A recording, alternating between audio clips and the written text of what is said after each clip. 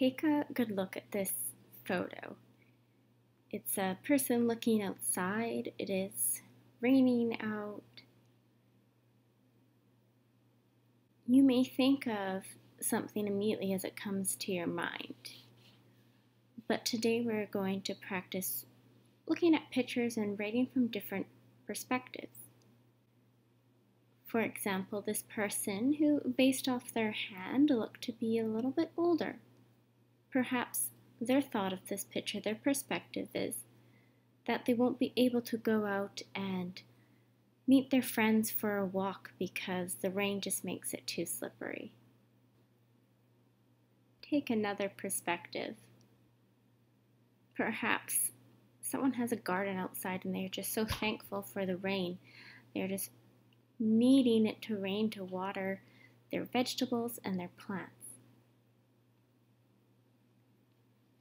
A third perspective could be a child who had their soccer game canceled, or worse. Perhaps they have to go and play in the rain. A scenario, an event, a story, their perspective can change so widely depending on whose point of view you are taking. Some of us watched earlier in the year Hoodwinked, a story of Little Red Riding Hood, and it tells us stories of all the different characters involved.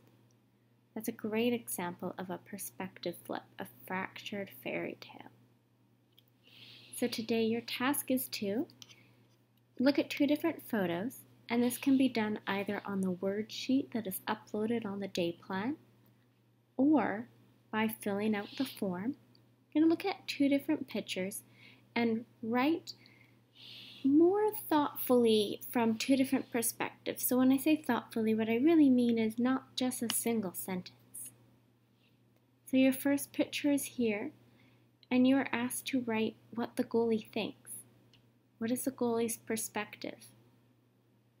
So take on that role and write several sentences. Then I'm asking you to think about the coach of the player. So the player in the red shirt. What is the coach's perspective? What are they feeling? What is their story from their point of view? Then there's this lovely cow hanging out on a car. What is the cow's perspective? And then the owner of the car. So you're taking on the different roles of the characters and members that potentially could be involved in the picture. I'm practicing taking on their perspective and thinking creatively about what they feel is happening in the scenario.